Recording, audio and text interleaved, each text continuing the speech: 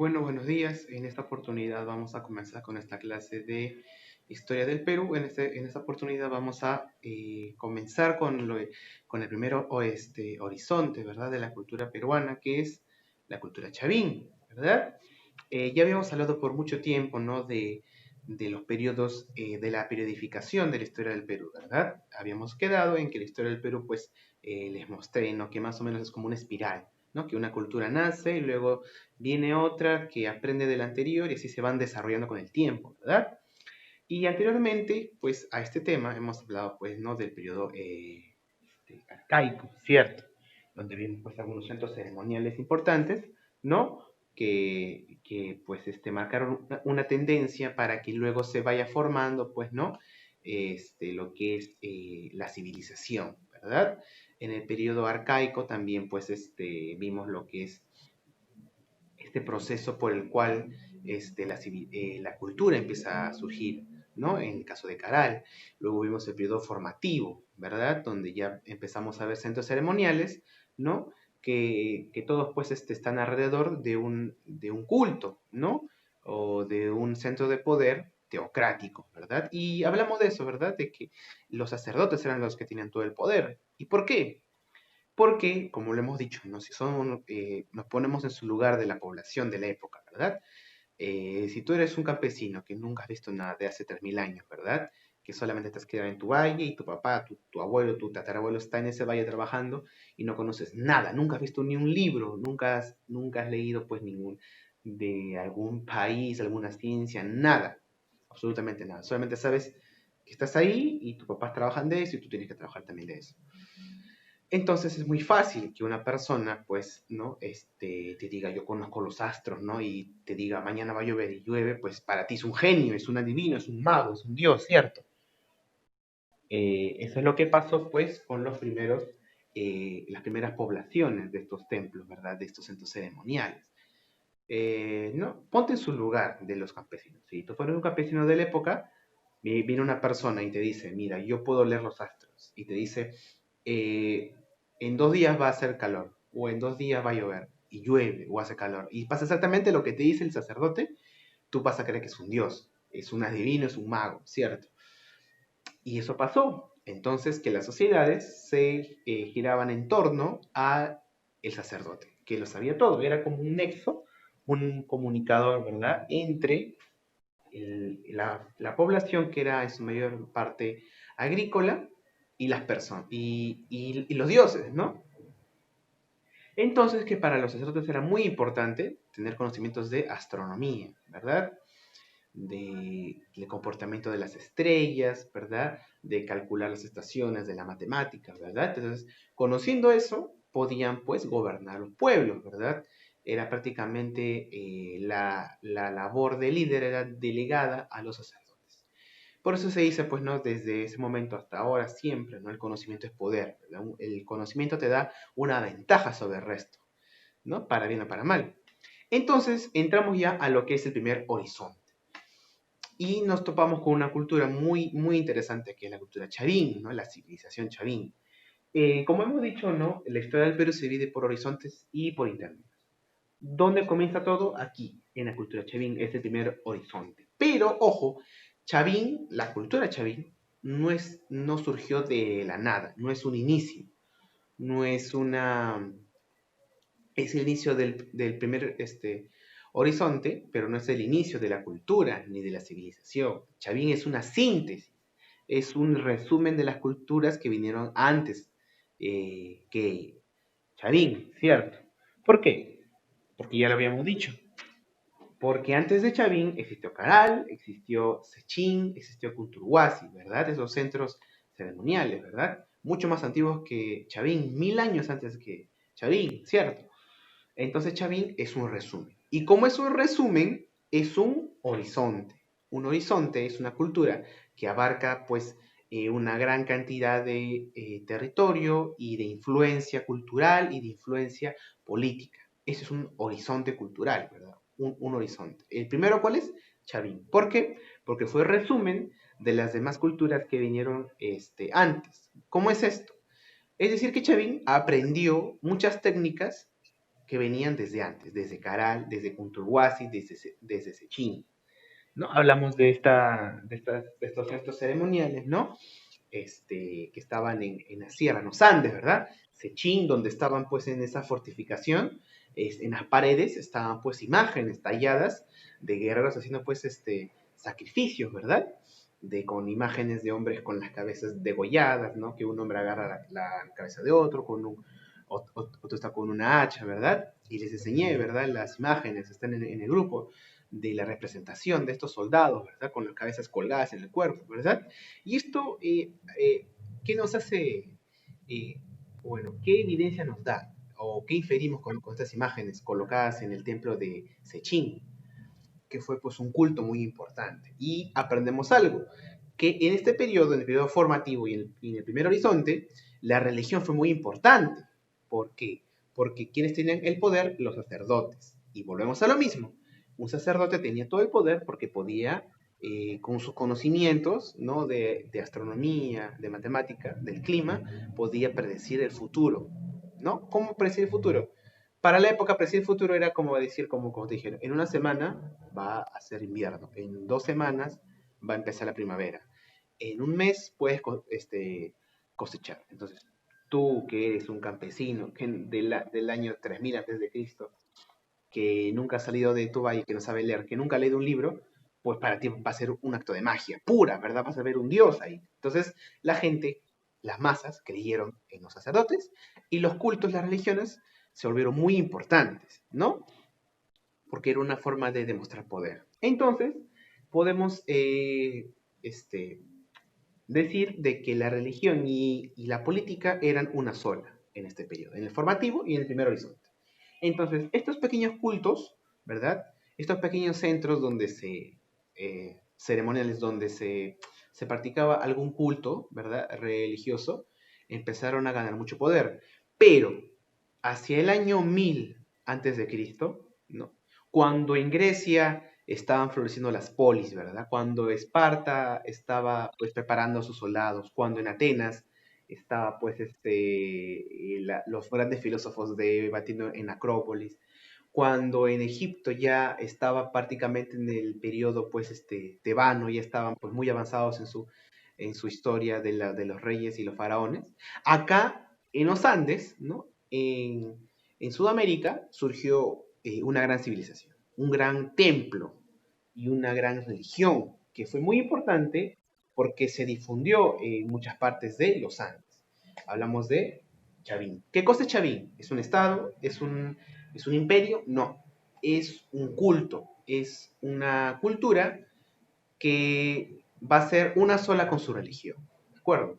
Chavín de Huántar es un templo que se encuentra pues en el departamento de Ancash, ¿no? Actualmente. Y en ese templo se va a realizar un culto, ¿verdad? Una reverencia hacia una religión. Y este culto va a ser tan importante que se va a extender y va a ganar, por así decirlo, ¿no? Mucho más fieles que los demás cultos que venían antes como Sechín, como Kunturhuasi. Y se va a extender por todo el territorio andino, por esta parte de acá. Esta es la costa peruana, ¿verdad? Desde Piura hasta Ica, y todos los Andes, ¿verdad? Toda esta zona va a ser influenciada por Chavín. Y los templos que antes tenían sus propios cultos, como Sechín, como Kunturhuasi, como Caballo Muerto, ¿verdad? Se van a convertir ya a la religión de los Chavín, al culto de los Chavín. Y esto, ¿cómo lo sabemos? Porque en la misma época que el templo de Chavín de Huanta recibía a miles de fieles, ¿no? Los demás templos que estaban alrededor tenían también cerámica, ofrendas y todas las ofrendas y todas las evidencias son similares a los que estaban en Chavín. Por eso podemos determinar de que esos demás cultos fueron absorbidos por Chavín. Entonces, Chavín fue un templo, un centro ceremonial que ganó mucha influencia, ¿de acuerdo? Y se expandió por todos los Andes. Lo vemos, ¿no? Desde Piura hasta ahí, ¿verdad? Expandiendo, pues, su culto. ¿Y hacia qué dioses o hacia qué dios, pues, iba la gente desde tan lejos a adorar a ese templo, ¿verdad? O a esa cultura? Adoraban pues al dios Huiracocha, que era el dios que se encuentra pues en varias imágenes del templo Chavín, ¿no?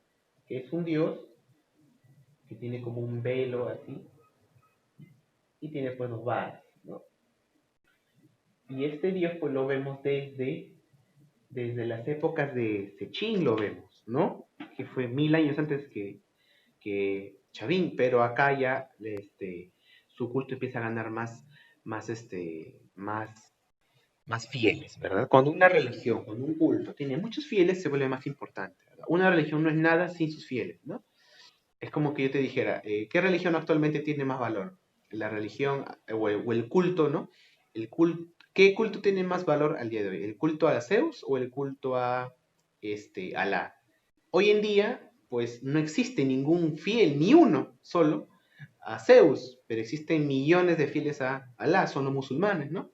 O a Dios, ¿verdad? Que son los cristianos católicos. Entonces, una religión se mide, su importancia se mide en base a sus fieles, ¿no? A cuánta gente los venera. Y en este caso, en esta época, el Huiracocha era muy venerado, sobre todo, pues, en esta zona de los Andes, ¿verdad?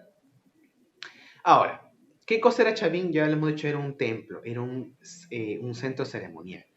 ¿Qué es un centro ceremonial? Un centro de peregrinación, un centro de culto, muy importante porque fue uno de los más antiguos del mundo, ¿verdad? Fue mucho más antiguo que la Meca, que es el más grande centro ceremonial que hasta el día de hoy todavía la gente va ahí, pertenece a la religión musulmana, ¿no? Que es la Meca, y es mucho más antiguo que Jerusalén, ¿no? Entonces, antes de esos dos centros ceremoniales que existen hasta el día de hoy y tienen muchos millones de fieles en el mundo, antes de Jerusalén y la Meca estaba Chavín de Huántar, que es uno de los centros ceremoniales y más antiguos del mundo, ¿verdad? Y donde la gente iba, pues, iba desde muy lejos a peregrinar. ¿Qué cosa es peregrinar? Es realizar un viaje, ¿no? Por tu fe, ¿no?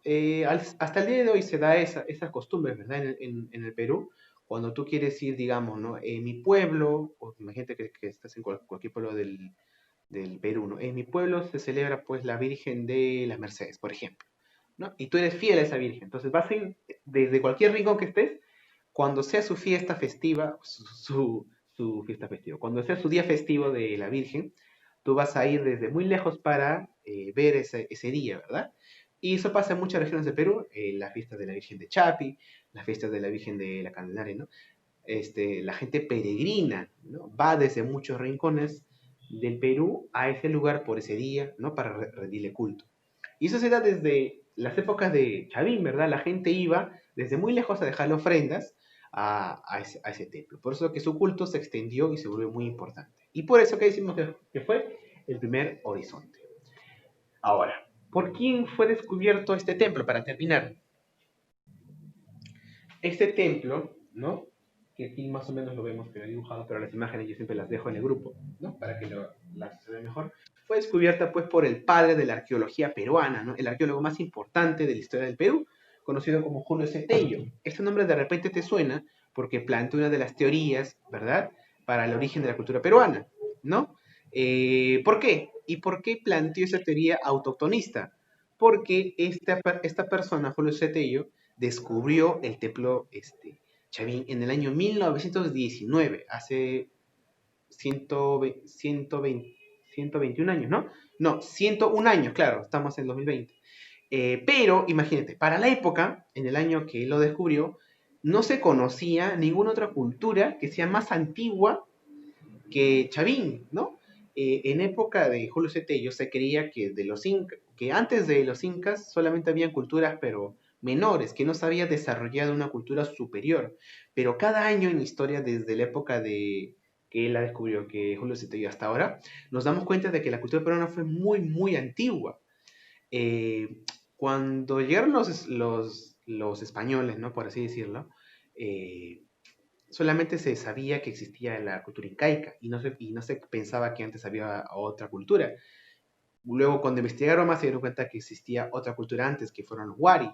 Luego, cuando investigaron más, se dieron cuenta que había otra cultura más antigua, que eran los Tiahuanaco. Y luego se dieron cuenta que había otra cultura más antigua, que eran los Mochicas, ¿no? Que lo descubrió Max Ulle. Pero cuando lo descubrió Julio Cetello, se dio con una gran sorpresa, se dio cuenta que ese templo tenía, que era de una antigüedad aproximadamente de 2000 años antes de Cristo. Y entonces fue ahí donde Julio César dijo, acá está, este es el origen de la cultura peruana. Acá nació la cultura. ¿No? Él afirmó eso, porque no tenía en cuenta de que antes de Chavín habían otras culturas que se desarrollaron, como Caral, como Contruguasi, ¿verdad? Entonces cada vez más nos vamos dando cuenta que la cultura peruana fue mucho más antigua de lo que creíamos, ¿verdad? Ahora, el origen de los pobladores de Chavín es un misterio. Y para esto, Julio Zetello tiene algunas teorías de cómo es que vinieron estas personas y cómo se asentaron acá al templo de Chavín de Huántar, ¿no? Algo curioso que encuentra Julio Zetello en el templo de Chavín es la adoración a dioses amazónicos, ¿no? Como el jaguar, como el cocodrilo. Y ahí Julio Zetello se hace la pregunta, si estas personas viven en los Andes, ¿por qué van a adorar a animales amazónicos? Y es ahí donde nace una pregunta, ¿de dónde vinieron los pobladores de Chavín? Y esa pregunta la vamos a resolver la próxima semana, cuando toquemos la segunda parte de Chavín. Ahora chicos, si tienen alguna duda, me la hacen llegar ahora para que cuente cómo su participación en clase. Antes de que se corte la transmisión, me pueden hacer alguna pregunta del tema. Adoraban a muchos dioses. Todos los dioses eran antropomórficos. ¿Qué significa eso? Que tienen figuras, tienen forma de ser humano, pero con características de animales, ¿no? ¿Cuáles? Como la serpiente, ¿no? Como pues la boa, ¿no? El cóndor, el puma, el cocodrilo, el cuino. No recuerdo, creo que no. Siempre animales que infunden terror, que atemoricen, así como Sechín antes, que pues sus imágenes daban miedo. Esa era la finalidad también un poco, ¿no? De que con su religión atemorizaran a la población para que la población sintiera miedo y así pues le rindiera más culto, ¿no? Tuviera más fe. Los dioses y su religión y su iconografía lo vamos a ver la próxima semana. Pero muy bien, muy buena la pregunta. ¿Tu nombre cuál es? Ya, perfecto. Bueno, si alguien más tiene alguna duda para terminar ya con la reunión, nos estaremos viendo jóvenes. Nos estaremos viendo, si no, jóvenes, el día miércoles con Historia Universal. La tarea, verdad, ya saben que la tarea yo los dejo también, bueno, está en la plataforma, ¿verdad? Ahí está, en la plataforma pueden encontrar todo, pueden encontrar las páginas y también pues ahí van a ver las próximas reuniones, ¿no? Ahí directamente pueden entrar ahí para la próxima clase, ¿no? Que va a ser el miércoles y va a estar ahí la clase programada, ¿verdad? Y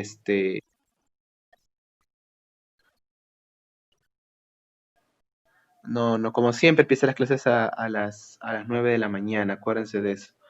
Sí, a las 9:30, a las 9:40 es la hora de que se termina, pues, ¿no? Y ya llegó la hora. Bueno, jóvenes, nos vemos el día miércoles con Historia Universal. Espero que la pasen bien, que estén tranquilos y cuídense bastante. Hasta luego.